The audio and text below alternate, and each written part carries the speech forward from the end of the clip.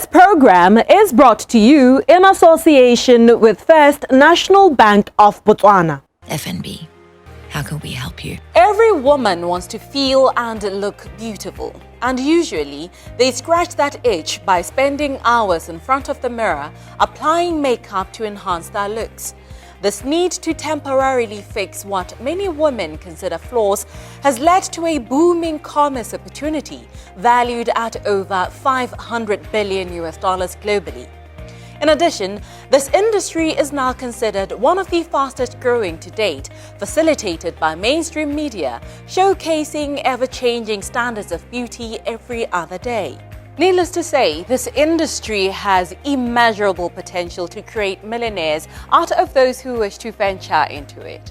Just in Botswana alone, the import bill on cosmetics and other beauty products sat at over $60 million in 2020. That's over 600 million pula just sitting around, waiting to be tapped into by way of locally manufacturing these products.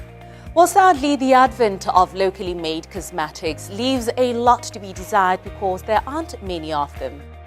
One of the few that do exist, though, is Nora Cosmetics, founded and owned by Nora McAslin. We have invited Nora to talk about the gaps that exist within her space of entrepreneurship, seeing there's not much competition from other locals who might want to have a share of this giant pie.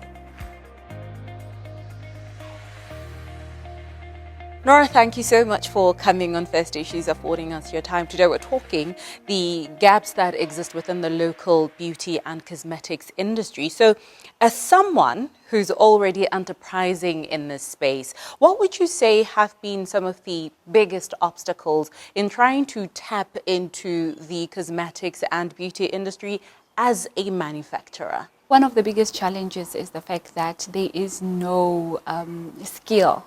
When you manufacture a product like this, I mean, for me to manufacture this project, it took me about 2 years behind the scenes before we can even produce our first product. So you find that there is no enough skills. You need cosmetologists. You need people that are really skilled when it comes to manufacturing a product. And in Botswana, we don't have that. So you have to travel outside our country. Like my products, we do the formulations here, everything is done here, but the manufacturing process is not done here because of that skill is not there. So you have to travel, and it's not easy, and it's very costly. You have to spend a lot of money because those guys out there are very expensive. Another thing that we don't have locally is the raw materials. I think cosmetics in general, we always have to travel outside to get raw materials from other countries. Even my colleagues that end up manufacturing here, they have to travel outside in other countries to go and get the raw materials that we don't have locally. Nora, how much trust do you think manufacturers here locally have earned from consumers in such a way that even if there were to be other manufacturers in your space, buyers would trust them? This question is riding on the stereotype that locally made products are usually subpar. I beg to differ when it comes to that because honestly, Botswana have really supported me a lot. We are at a level where we want to actually explore the international market. And for me to have the guts and the courage to explore the international market is because of the support that I have got from Botswana.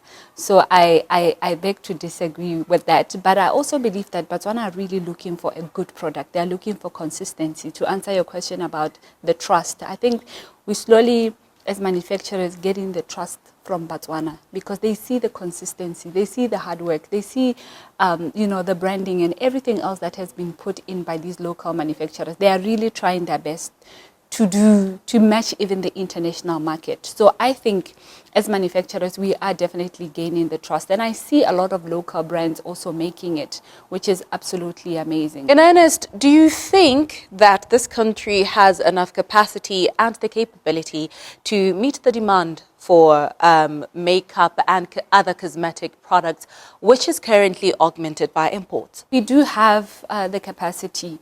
And also, when you start a brand, you're not only focusing on Botswana only. You're focusing, we want to be at a point where we can even sell to other countries. Like I said, we are now at a point where we even want to tap into the outside market. So the capability and it's definitely there. It's just that it's untapped. I don't know why. But I see a lot of brands coming up, especially with the natural products, because that's also cosmetics. So far with color cosmetics, because makeup, we call it color cosmetics. So far, Nora Cosmetics is the first and the leading cosmetic brand in Botswana. But we are hoping that in the next future, people will tap into the market and will be able to export even to other countries. As a business, how do you think your own enterprise, Nora Cosmetics, fares against maybe popular international brands? Even though I'm saying it myself, I believe that this product is one of the best products in the makeup industry. There was so much that was put in. There was so much passion. I've always been passionate about women. I'm passionate about women and seeing women looking beautiful. It was not just a quick thing to make money. There's so much passion, there is so much energy, there's so much hard work that has been put, and so much thought. Because when you create a product, let me just tell you about our first product, which is the foundation, the cream to powder foundation. When I created this product, it was, I want a product that will, one, be affordable, because I want every woman to look beautiful. Two, I want a product that will be like a one in all, because you need so many things. You know, as a woman, you need a concealer, you need a powder, you need either a liquid foundation or cream to, you know what I mean? And I said, I want all in one. And I want to produce this thing in this little black box that this woman can use and maybe can just use it on its own without having to use other products. So with that foundation, I think we gained the trust, and people believe that this is an amazing product, because that's our best-selling product. So we're doing very well in the market. We're giving the big brands a run for their money. And that's why I also want to, we've done that in Botswana. We've had women coming to us and actually throwing other brands in the dustbin and saying, you know what, we finally found the product that we can use for the rest of our lives. Nora, where to from here? I know earlier you were talking about exploring the possibility of venturing into the international market. But aside from that, where do you see your brand? There's just so much that is going to be happening, but definitely international markets. We are taking the brand outside Botswana now.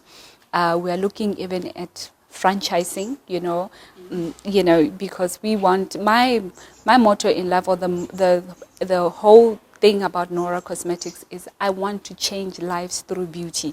And I feel like franchising is one of the best things to change people's lives everywhere in the continent, everywhere in the world.